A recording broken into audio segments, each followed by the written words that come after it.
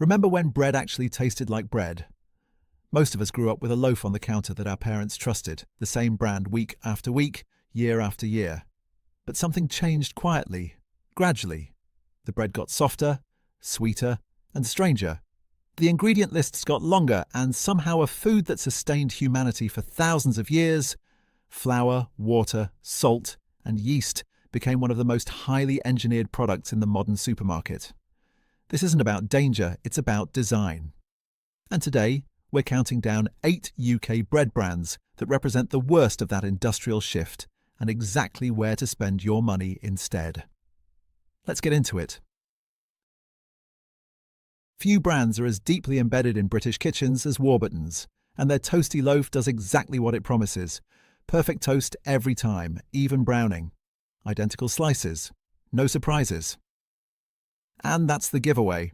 Real bread varies. Fermentation is alive. Dough behaves differently every day. But Warburton's Toasty is built for total consistency using emulsifiers, vegetable oils, enzymes, and tightly controlled processing. None of these ingredients are illegal or unsafe, but they exist for one reason: predictability. This loaf isn't designed to taste exceptional. It's designed to perform in factories, warehouses, lorries, and cupboards. And the result is bread that functions well but offers little flavour or character. One reviewer said it perfectly: it tastes like sweetened cardboard. And they're right, because when you strip bread of everything that makes it real, what's left is just a vehicle for butter and jam, an edible sponge.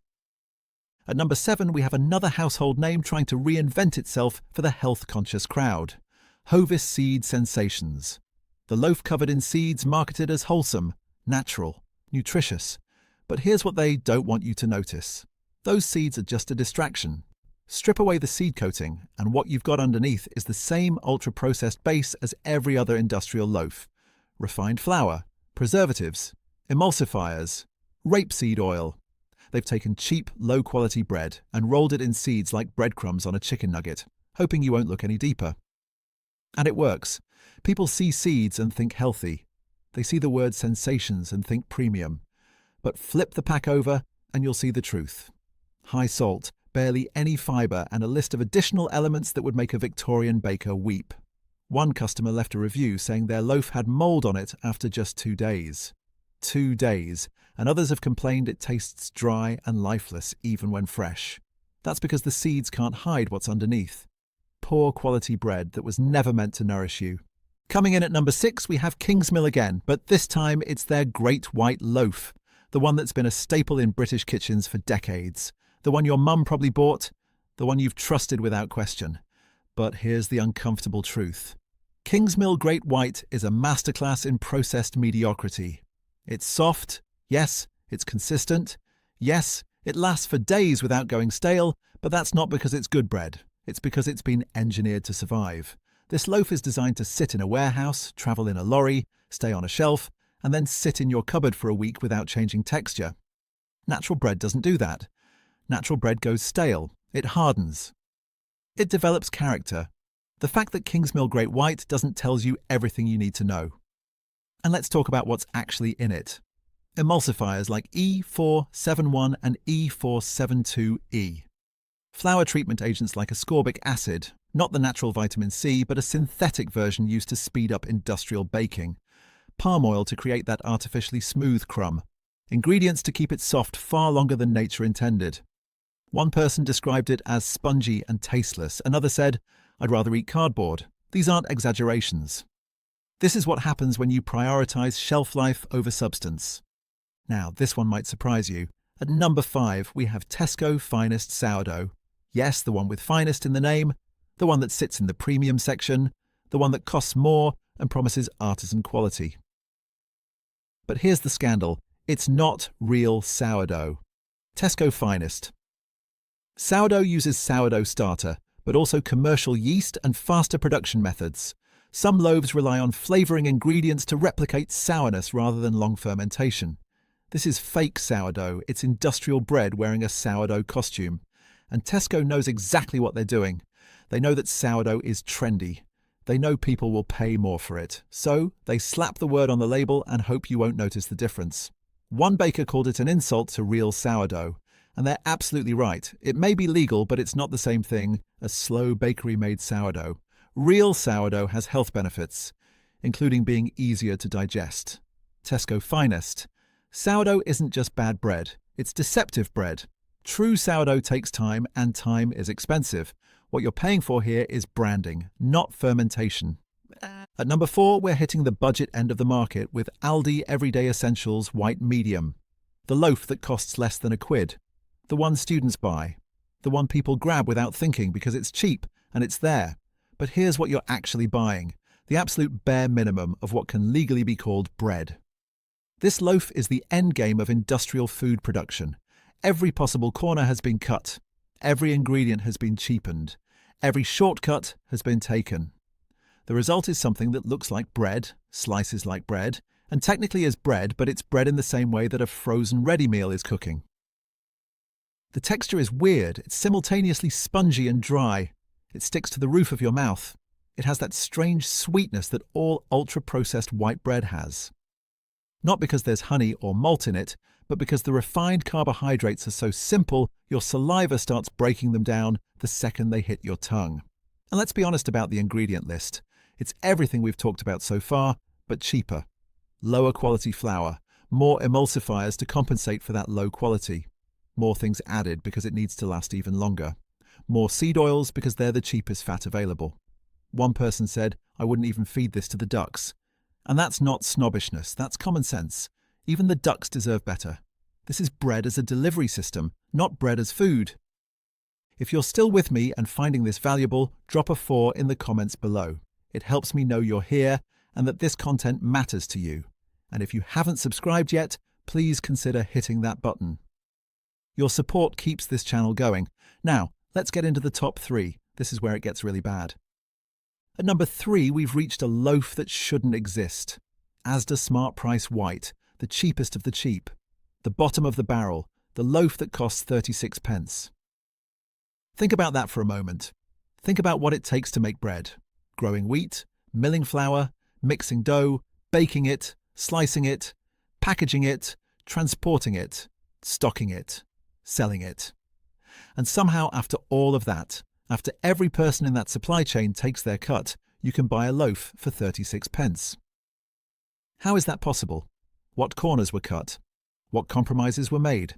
What ingredients were chosen not because they make good bread, but because they make cheap bread? The answer is in your hands when you open the bag. The bread is impossibly light.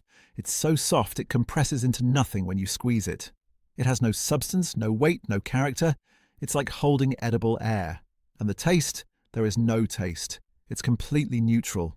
It exists only to fill space between other ingredients. It's not food, it's filler.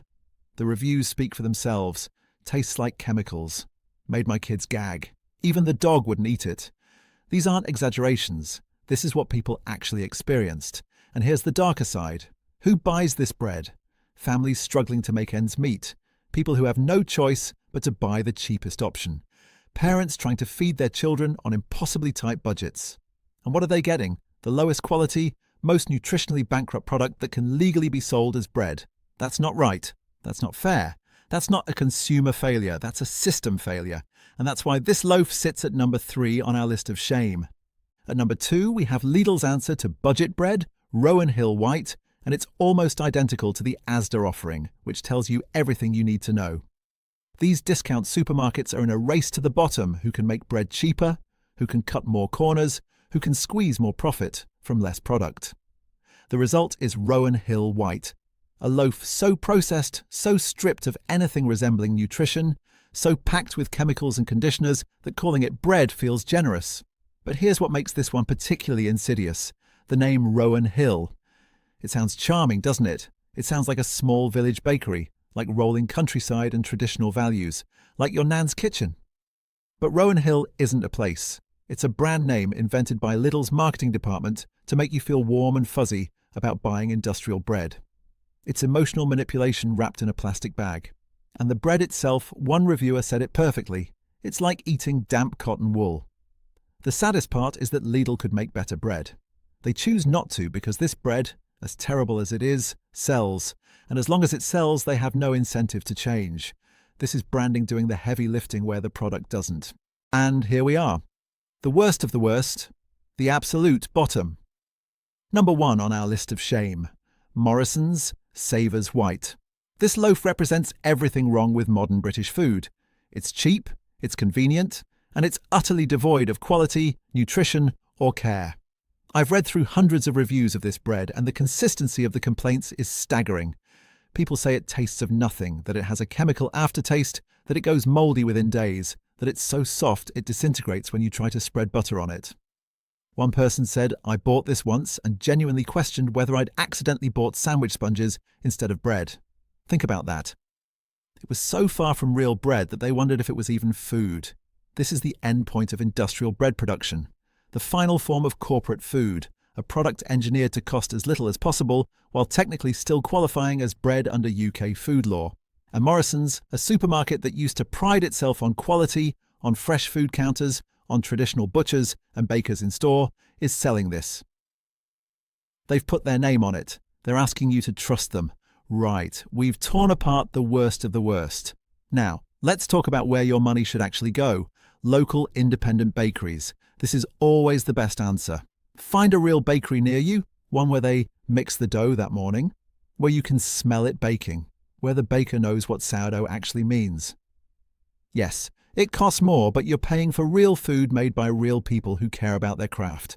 If you have room in the freezer, then freezing it means you can toast it at a later date, and it is still delicious. Supermarket in-store bakeries. If you must shop at supermarkets, use their in-store bakeries. Waitrose, Sainsbury's and Tesco all have them. The bread isn't perfect. It's still made from industrial mixes, but it's leagues ahead of the packaged stuff. Premium ranges. If you're buying packaged bread, go for the premium ranges. Waitrose Duchy Organic, Tesco Finest, not the sourdough. M&S Select Farms. They're better. Not perfect, but better. Make your own. Honestly, this is the ultimate answer. Bread is easy. Flour, water, salt, yeast. Mix, knead, prove, bake. It takes time, but most of that time is just waiting. And once you've tasted real homemade bread, you'll never want to go back. There are also great bread-making machines available, making it even easier to have your own fresh bread. Here's what the industry doesn't want you to realize. You've been conditioned to accept terrible bread. You've been trained to think bread should be soft, springy, and identical slice after slice. You've been taught that bread should last a week in the cupboard. You've been sold the idea that this is normal. But it's not normal. It's engineered. It's artificial. It's the result of decades of food science dedicated not to making better bread, but to making cheaper bread that lasts longer and maximizes profit. Real bread goes stale. Real bread has texture. Real bread has flavor. Real bread feeds you. The loaves we've talked about today don't do any of that. They're edible packaging for other ingredients. They're vehicles for butter, cheese, and sandwich fillings. They're not food. They're food-like products. And the worst part, the people who suffer most are the ones who can least afford to. Families on tight budgets who buy the cheapest loaf and genuinely believe they're feeding their children bread when what they're actually getting is ultra-processed rubbish that does more harm than good. You don't need to overhaul your entire life. Just make one better choice. Buy one better loaf. Try baking once. Support one local baker. Every small step matters. Every pound you spend is a vote. Every time you choose real bread over industrial bread, you're telling the supermarkets that quality matters, that ingredients matter, that we won't accept this race to the bottom anymore. And maybe, just maybe, if enough of us start demanding better, they'll finally be forced to deliver it. So, there you have it, the 8 worst bread brands in the UK, and exactly where you should be spending your money instead. Did we get it right? What's the worst supermarket bread you've ever had? Drop your thoughts in the comments below, and if you found this helpful, please share it with someone who needs to hear it, because the British public deserves real bread, not chemistry experiments wrapped in plastic.